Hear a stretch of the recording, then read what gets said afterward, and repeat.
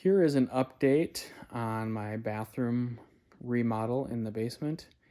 I wanted to do an update that goes into pretty in-depth detail about it. So if any of you are interested in doing these types of things, you can kind of see what I did.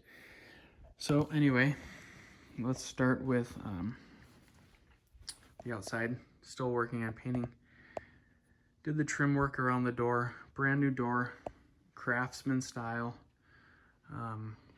Went with the satin / brushed nickel accessories, so you'll see that everything in here will be that satin nickel. The floor is a 12 by 24 tile. It's like a grayish blue, black grout. It's got in-floor heat. The thermostat's right across the way. I'll talk about that in a little bit when we get around to it. But as you come in, off to your right here is the kind of bench area. So I custom built this bench. I was trying to figure out what to do with this area. At first I wanted to do a cabinet to store things, but it didn't serve as much function as I thought this could. So I did this custom bench. It's got a little drawer underneath here, so we can store things in there. Full-length mirror and this paneling with these hooks on there. So basically, being as this is the guest bathroom, I wanted to make this area just a space to put things, to hang clothes, to kind of get ready without having to throw everything on the floor. I mean, you can put your bag on that bench, you can sit on the bench, yada yada. Hang your clothes on these hooks. But this little detail on the wall here, I custom did a little white trim. Got a walnut veneer behind there, so adds kind of that earthy tone to the room. Up here, you'll notice these slots in here. The bath fan was right behind here, the vent. So those are just vent holes for the vent, and I want to talk to you a little bit about that. But so the fan isn't actually behind there. The fan is ducted here. There's the black duct, and it goes through into the utility room here. And so the fan is actually right there. That's the fan. It's called an inline fan. So you have some ducting, the fan, and then the rest of the ducting to bring out to the house. The reason I went that route is so the sound of the fan couldn't be heard from in the bathroom. And in the first place, this fan is really, really quiet. So even standing in this room, it's, I mean, you can hear it, but it's not loud at all. In the bathroom, you can't hear it at all. And the reason I did that is because I like to listen to music in the bathroom, and having the sound of a loud fan just makes it the worst. So this kind of solves that problem, and you wouldn't even know that the fan is there, really. You just turn it on. It's on a timer. You can set it for 10, 20, 40, 60, whatever. And really all you can hear is the whooshing of the air as it gets drawn in by the fan. So I think this little corner area turned out really nice after what I was trying to figure out to do with it. Moving on to the shower, not quite done yet. The floor is the only thing I have left. But we went with this marbly kind of subway tile. Looks kind of cool. In retrospect, I would have went just with a plain white subway tile, but Carmen didn't really want that, so we kind of compromised. And then it's got this patterned porcelain tile surround, which I really like it. Gives it a lot of contrast, gives it some detail around the whole entire thing. Let's talk about this niche. I used the white tile around the border on the inside. And then this was such a difficult thing to put together. On the outside, all this looks like, you don't really realize how much detail goes into this whole thing. But this niche alone took me like 2 days to make, because one day to plan it all out. I wanted to get it perfect so it was equal on all sides, but then the tiles, the way that they are inside, would be a continuous flow from across it, not just some random pattern in there. So imagine that niche not even there, the pattern just continues. The grout line lines up exactly across and up and down. So just the planning and trials with that took a long time. And even before all that, I had to plan this niche out exactly right, down to like the 16th of an inch, in order for this entire middle grout line to work exactly right here. So planning that out was crazy. Moving on.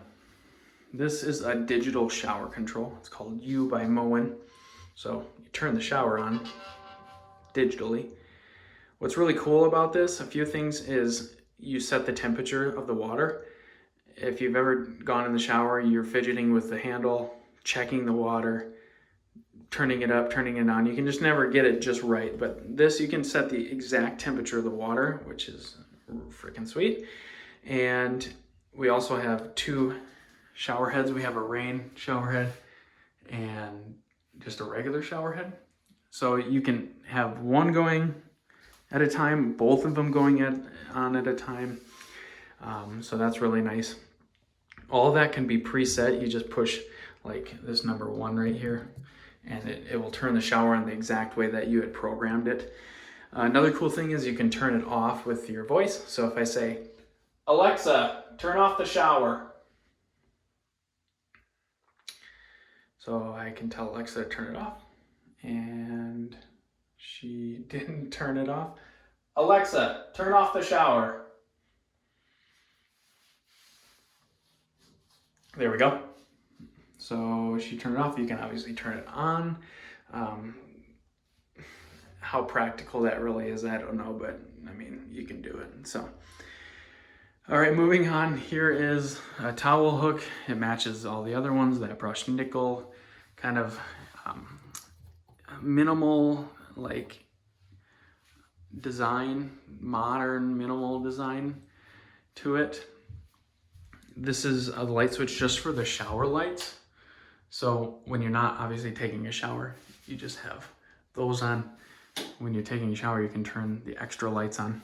Just real quick on the lights, there's a couple can lights above the vanity area, and then this one right here, pretty flush mount to the ceiling. So being as the ceilings aren't that high, that looks pretty nice there.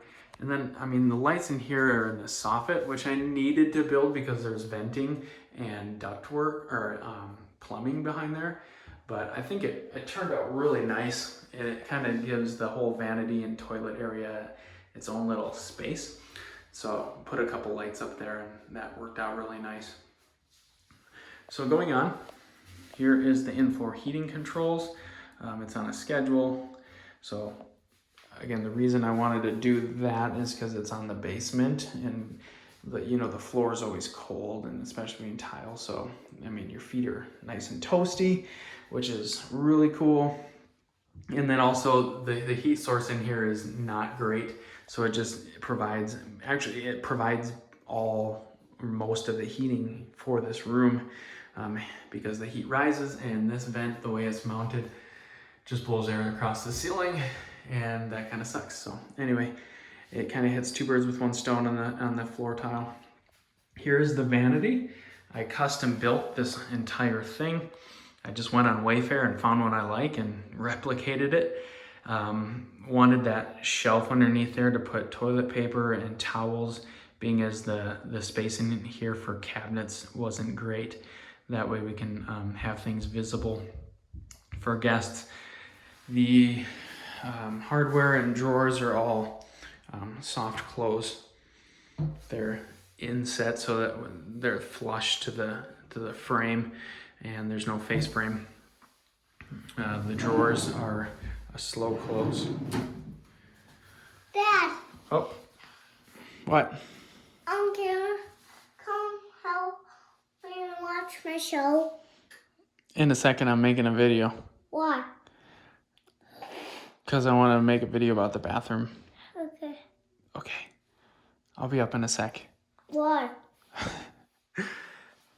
So let's talk quickly about these drawer slides. They're the Bloom drawer slides. They're soft close. I mean, they're some of the best drawer slides you can buy if you're into your drawer slides, but they're concealed. You don't see any drawer slide.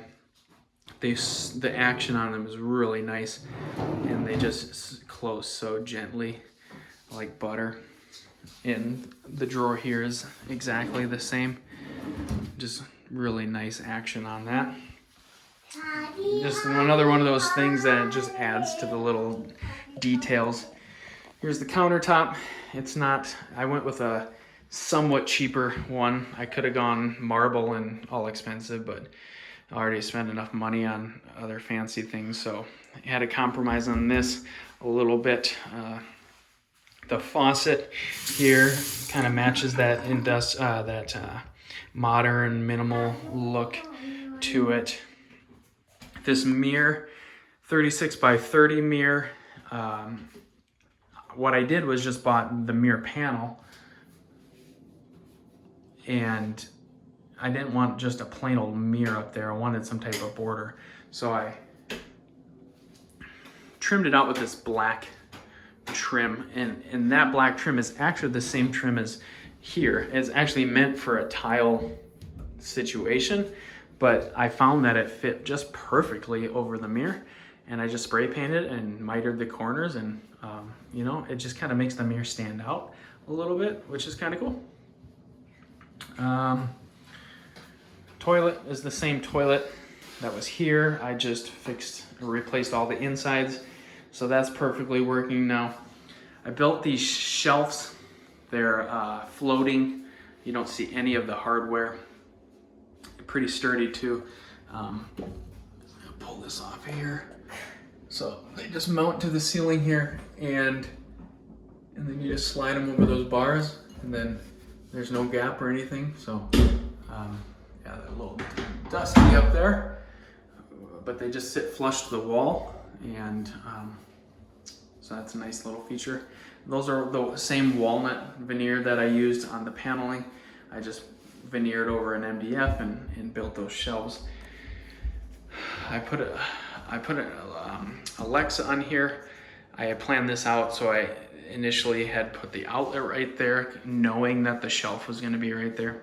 I put another outlet underneath the vanity here, so I can add a light strip underneath of there. And I'm crazy with my sound, so I put another one up here with another Alexa, and then I can put those two Alexas in stereo. If I splurge, I'm going to get a subwoofer and put it underneath the vanity other there using that outlet. You won't be able to see it, but it will just add to the music in here, which I love my music in my bathroom and showers. So that's kind of nice. Real simple toilet, paper holder, no spring loaded crap. You can change the toilet paper easy, and you don't have to be lazy about it.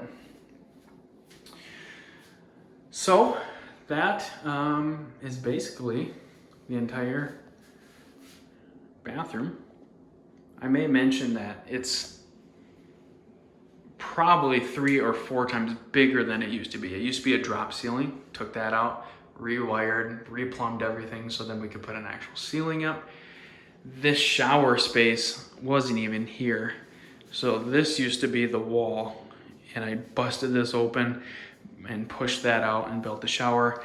I needed to jackhammer the floor foundation so I could run the drain over here. So that's a first for me, using a jackhammer, which is, I mean, kind of fun. The toilet's in the same place, but the vanity used to be over here, and then I had to reroute the plumbing for that over here. And so the layout works a lot better, and it's just way more space. In fact, I would say that it's probably much bigger than my master bathroom. So anyway, hope you enjoyed the video. Let me know if you have any questions about anything. Thanks.